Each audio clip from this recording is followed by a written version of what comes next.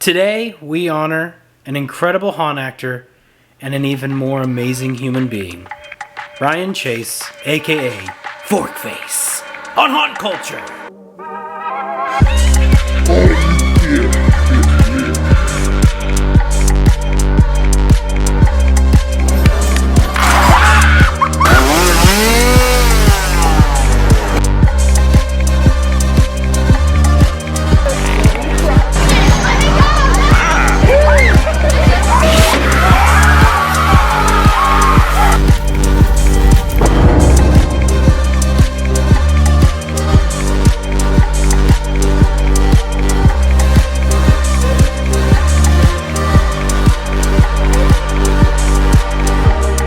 Hey everybody, welcome back to Haunt Culture. I'm Leroy. Today, we're doing something different. We are paying honor to a haunt actor who was an absolute joy to work with. Brian Chase, also known as Forkface. We go back to some of the early years of Scarowinds, back when the Asylum was under Nighthawk, where the Tooth Fairy Maze is now. There were a lot of wild and crazy Asylum characters, but there was one that stuck out like a sore fork. I remember we were in Monster Central. Monster Central is the place where we would get ready before going out into the park. I saw this guy walking out of makeup with a fork through his face, and he immediately became an icon.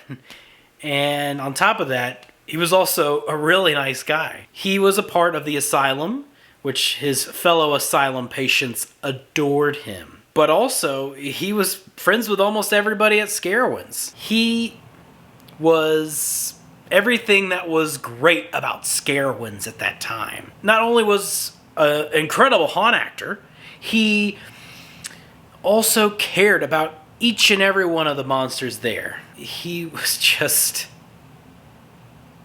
a great guy. And then he was diagnosed with leukemia. I mean, that shocked everybody. But you know what? Even though he was going through treatment, he would still show up every night to scare. He didn't let that stop him. And then at the end of that season, he wrote a poem for all of us Scarowinds people. And he had our manager, Kelly, read it out to us at the awards ceremony. And for those who don't know, the awards ceremony took place on the last night of Scarowinds after the park had closed. It was a time for them to give out awards to different haunt actors for being extra spooky. I'm going to go ahead and play that moment for you now. Brian, where are you? Over here. He's over here. Brian, come on up here. Brian! Woo!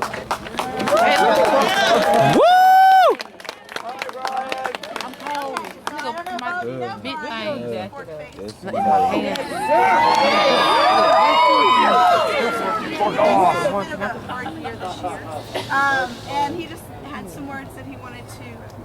What? Yeah, I'm good. Okay. He had some words that he just wanted to share with everybody who has been such a support for him. Fork you doesn't count. However, you can. All right. To the monsters of Scarowinds in the Asylum, I thank you for the scares and so much fun. It's not been the best year for me, and yet I have the best friends a guy can get.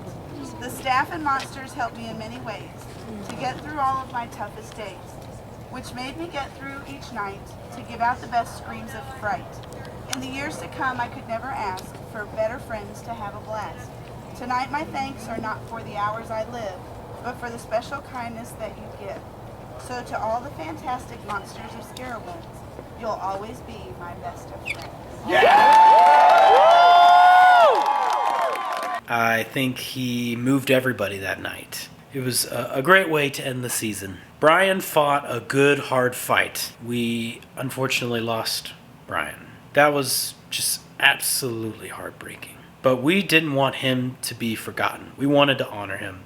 So a few people made a bunch of orange ribbons to show support for Brian. Every monster had it pinned underneath their costume. Some of them even had it done on their makeup. The Asylum, they got a framed picture of Brian and had him in their break room so he could still watch over them. And I still have mine right here. Couldn't let that go. Our managers created an award to honor him. It was the Forking Frightening Award. And honestly, to all us monsters, that was the highest honor you could get as an award. I mean, everybody wanted that award. And those who did get it were just overwhelmed. I mean, to be awarded Brian's award was legendary. Because he is legendary. Sadly, his award has been retired. They kept it up for a very long time. Back in 2011, when he was in treatment, we were making the first Scarowinds music video, which was Raise Your Glass. My friends, Amber and Tanis, were kind of doing the choreography and planning things out. I was just filming and editing. And one of their ideas was this part in the song where it goes, "I should be locked up right on the spot." We all agreed that that was the perfect part for Brian to do, seeing that he was in the asylum. I think I had to get to work a little early to film with him. It was just me and him. I don't think he was a big fan of the song, but of course he wanted to help out and make this fun video with us. We did a couple takes of him saying, "I should be locked up right on the spot." And you could see it in the video. It was great. It was just really fun getting to do that with him. This year marks the 10th anniversary since we lost Forkface. Brian's daughter, Julie, reached out to me. She wanted to share some stories about her dad and his haunt origins, but also wanted to say a few words to the Scarowinds people that worked with her dad. So I'm going to go ahead and turn it over to her. Take it away, Julie. Hey everyone, my name is Julie Chase, and many of you guys know my dad, Brian Chase, aka Forkface. You know him as a really good scarer from Scarowinds, but what you don't know is how he got so good at scaring. So I'm about to tell you. His scaring talents, I don't even know where he got, but he was really good at it. I'll never forget, and these are the two instances when he got us really, really good. Me and my sisters both. If you don't mind, I'm working on something, and just like he used to do, he was really good with building things with his hands, like this rocking horse here. He built this for my sisters and myself for when we were kids, and then it got passed on to the next generation of the Chase family, and it will never ever go away. So a very special rocking horse that he made by hand, and we still love it to this day. First instance of him scaring us really, really good. We were out west on a trip. Me, my two older sisters, my mom, and himself. We were out west on a trip. I know that it was late, kind of late, and my sisters and I, we were on our way back from the camp, bathroom, showering area, and so we really couldn't see much of anything except for the lights that lit the path. And we heard this noise that came out of nowhere. And he said he threw a plastic bottle at us. Well, if he says it, he did it. Okay. So then we just huddle up real close together. We're like, what was that? What was that? What was that? And our minds start doing that sister thing. As soon as one mind starts taking off, it links up with the others. And our minds just go wandering and wandering. And we're like, okay, what are we doing? What are we doing? Are we okay? And the next thing you know, you hear out of nowhere, hear him go roar and just running after us like a bear, and then you just hear three girls just screaming ah! The entire way back to our RV that we had. Fast forward a few days later, same instance, did the exact same thing. Different campground, a little bit different. The path wasn't lit very well at this campground that we were at. So we just see these two figures off in the distance. We're like, and one sister's mind starts taking off. And then links up. So then we clench up real close together. Our hands are clasped together real tight. And then those figures start moving towards us. Except my mom was in on this one. She really was. My mom was in on this one. And he takes and he just roar, and all three of us, boosh, start running and taking off. And the entire way back, and the entire time he's just sitting there. Gotcha. Man, that boy can scare. But in spite of him scaring us basically every time we turned around, he loved us very much. He was also a trickster, which also I think contributed to him being such a good monster at Scarowinds. 2 instances that I'll never forget. There was one day, it was early in the morning, and he had asked me to come to his shop and help him out for a little bit. And my dad didn't drink straight up coffee, okay? The man drank coffee mixed with hot chocolate. So it smelled like hot chocolate, but it was actually coffee with the hot chocolate mixed in. So I smelled it and I'm like, oh yeah, can I have a sip of your hot chocolate? And he's like, yeah, sure, not a problem, go ahead. I take a sip of it, and the second that I do, I spit it right back out. And I'm like, this isn't hot chocolate, this is coffee. He's like, it is hot chocolate, it just has coffee mixed in. That's disgusting. And eventually I started doing it though. More so hot chocolate than coffee, but it was hot chocolate with coffee mixed in. Fast forward a while later, I had gone to his shop after school one day, and it was hot, and so I went in his little fridge that he had, and I saw that he had a bottle of Sprite. He had filled it with lemon juice. I think you see where this is going. Asked me if I could have a sip of Sprite. Take a sip. It was lemon juice. Spit it right back out. Same story. Laughs at me both times. Yeah, it's one of those moments I'm like, man, I hate you. Still love you though. That was Daddy for you. But he never gave up the chance to ever surprise us. So never forget, it was actually the only time that he ever came home from Florida. I was away at I'm in a place where the lights do this little blip thing, so ooh, spooky town. I was away at a Christmas party, and I saw on the way home, was about to pull into the neighborhood with my ride, and so I saw a couple of our friends were driving his truck, and I'm like, oh, they must be back early or something, and so they're taking his truck out for us, and so I didn't really think too much of it. And then I walk in the house and I see all of his stuff just like laid out. I'm like, okay, so they must have actually brought some stuff home early to try and reduce how much it needed to fit in and all that. Daddy was hiding in the bathroom that was tucked away. That was like, you got the kitchen and the dining room area, and then you got the bathroom, which kind of like led to the backyard. He was hiding right inside, just right inside, so that way I wouldn't see him. And he jumps out, and I'm like, what are you doing? I'm like, wait, you're not supposed to be home yet. We weren't expecting him until after Christmas, so this was a few days before Christmas. So, but we were still expecting to go to Florida to be with him for Christmas. So in my mind, I'm like, wait, hold on. You're not supposed to be here. You're still supposed to be in Florida. What are you doing home? He's like, are you going to give me a hug or what?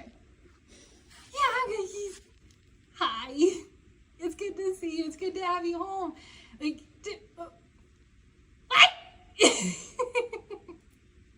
That same year, earlier in December, my mom and I had Christmas shows with the church choir.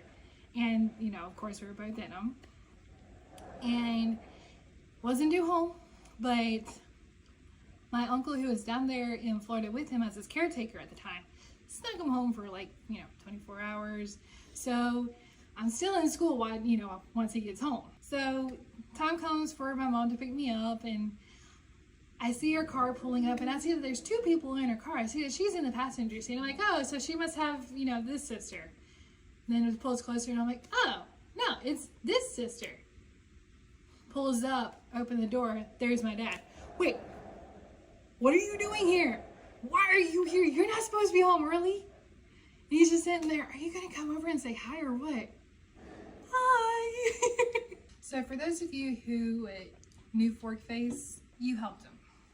There's no other way to really put it other than that. You helped him when he was going through those lows of his counts dropping and bottoming out, and then having to go through the struggle of waiting for them to wake up and come back up, and through all the countless messages. And I know it meant everything to my family when you guys, the ones that made it to the memorial service, when you guys showed up wearing your orange ribbons for him. It meant everything to my family. It meant everything to myself. Hearing some of the stories it meant the world to us. And I hope to one day be able to meet all of you and maybe even work with you all at Scarowinds. I'd love to come work at Scarowinds sometime, because Lord knows I can scare people. I think that's one talent that I got from him. Although another one of my sisters, she's also really good. But she's a sneaky one. She can just walk out of nowhere, and I'm like, whoa, where'd you come from?